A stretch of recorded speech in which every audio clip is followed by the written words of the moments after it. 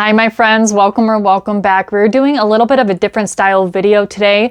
We're going to be talking about the witch wound, which is a very deeply embedded wound within the collective consciousness.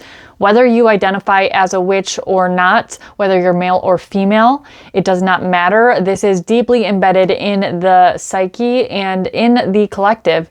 So I think it's very important to kind of go over what some of the symptoms are, to identify if you have this and you're struggling with this, and how we can try to heal one step at a time. If you guys are new here, my name is Leah, aka the Cosmic Rose. We do videos on astrology, all sign tarot, as well as spirituality, of course.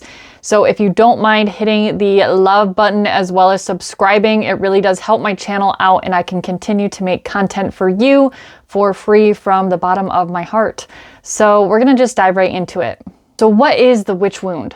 The witch wound is an internal wound within the collective psyche that is from past lives. Some of you may be familiar with the witch hunts and the witch trials. I do know that the Salem witch trials are more popular and known about here in the West, but the witch hunts that were in Europe and all over the world spanned thousands of years, and hundreds, if not hundreds of thousands of men and women were brutally tortured and murdered over the span of many lifetimes. There is a really good book, if you guys are interested, called The Enemy Within by John Demos, if I'm not mistaken.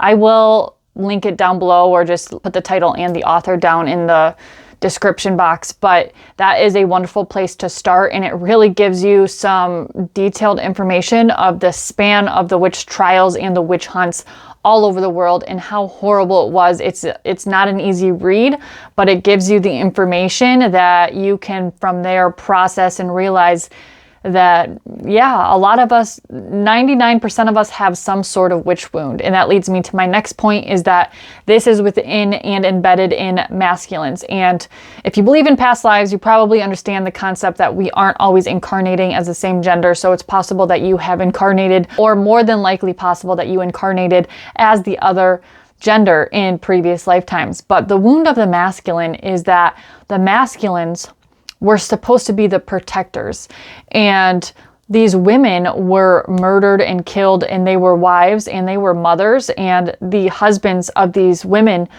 were supposed to protect them and prevent this from happening to them. So this is deeply embedded in their consciousness, in their psyche, that they didn't protect their spouses or the women in general.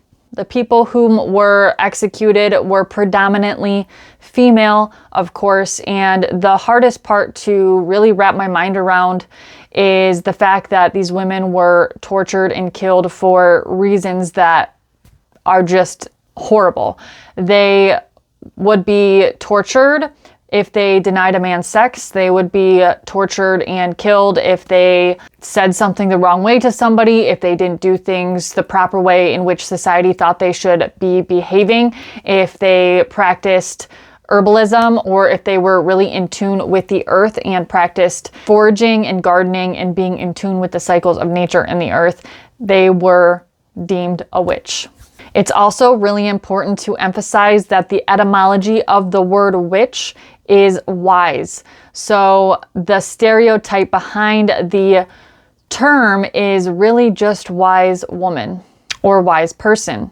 A lot of people also confuse the term witch with modern day paganism, and just to clarify, paganism is an umbrella term for anything that is a pre-Christian Abrahamic religion. So anything before the rise and fall of the Roman Empire, when Christianity became the predominant religion in Europe, is considered a pagan religion or way of life.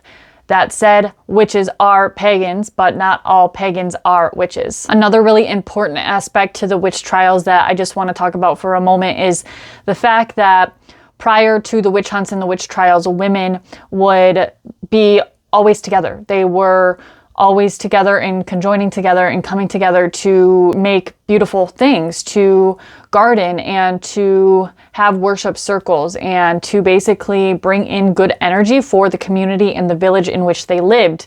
And if for some reason there was a quote unquote bad crop year or something was wrong with the finances of the community or the families, then they were deemed witches and they were executed.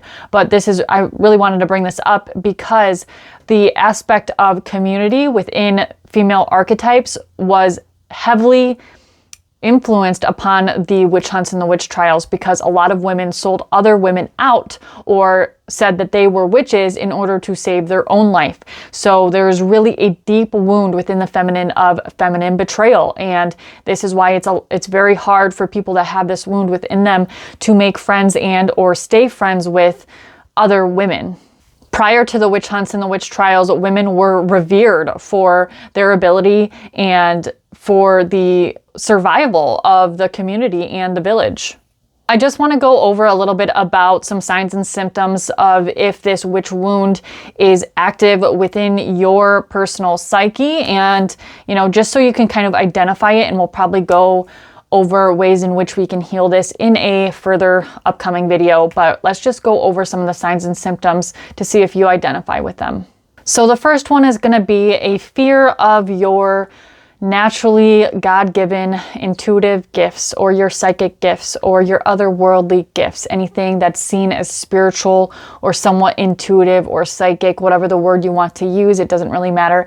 But there's some sort of fear, and there is essentially a fear of showing the world those said gifts, and it's like you have to instinctually protect yourself and not show the outside world that these gifts are active or that you're using these gifts or that you're gifted in general.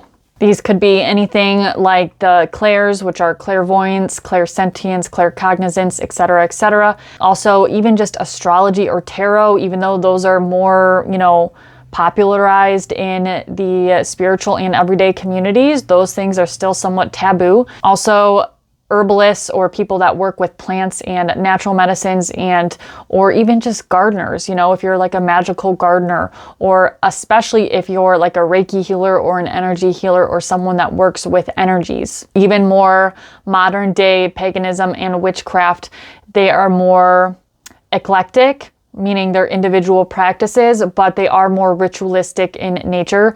So you may be very wary to express any of your ritualistic type philosophies or way of doing things to other people. The second one is going to be issues or fear with your self-expression. And this could show up as a blockage in your throat chakra. And this stems from the fact that you are probably linked to prophecy, or at least teaching or sharing your wisdom with others. Number 3 is going to be a distrust for other feminines or other women. And you're also subject to a lot of jealousy and betrayal from other women. And that means that they most likely have an inner witch wound as well. But you instinctually would rather either be friends with the opposite sex, or you would rather just be independent and kind of a loner and on your own, because the female friendships that you have cultivated in the past have usually ended badly. I think I'm on number 4. So number 4 would be just a general worry about the judgment from others on your beliefs or your philosophies or your way of life. This kind of goes hand in hand with my other point, but it is, you're just in a constant fight or flight mode about judgments from other people, and you're wondering if you live up to par of what is called normal to society. Number 5 would be that at some point or other on your journey, you may have been scared of spiritual content that you've came across, whether that be on the internet or in real life, shopping or whatever the case may be. Maybe at one point in time you demonized, and this also has to do with the religious constructs of the Western world, and I'm sure in other parts of the world as well.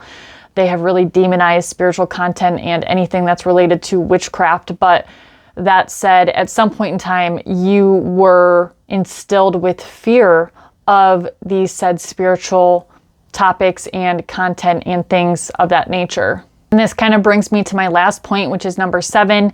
And this is like a internal curiosity towards spirituality and witchcraft and the occult and alchemy, etc., where maybe at one point in our lives we were programmed or conditioned by the Western or the outside world that these topics were taboo or bad. And internally we were kind of like, well, I kind of want to learn a little bit more about that. It's kind of interesting and I really kind of vibe with it. So there's this internal curiosity to dive further into it and explore it, but then there's also this fear of doing so, and it's a double-edged sword, and it can create a lot of conflict inside of us. Well guys, this is really all I have for you on the first segment of this witch wound video, and I just want you guys to be aware that this is more common than not. This was something that happened over the period of many, many years, thousands of years. The witch trials and the witch hunts were going on. So more than likely you lived a past life where you were in some way, shape, or form involved in this horrible history.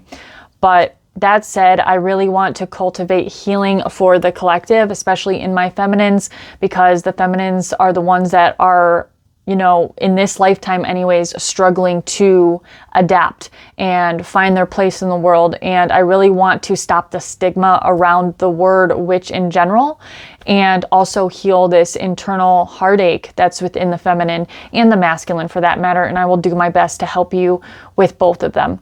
So thank you so much for being here. We will do another video more on how to heal. As always, if you guys are interested in personal readings, you can shoot me an email or a message on any platform, TikTok or Instagram, preferably for DMs. But we can set up a personal reading, or if you have any questions, comments, concerns, or recommendations for further videos, please let me know. Leave a comment down below on if you feel any of these symptoms resonate with you. I'd be curious to know, and that way we can make content that's kind of tailored to some of the symptoms you might be experiencing and how you relate them to the inner witch wound. So I will see you on the next one. I love you.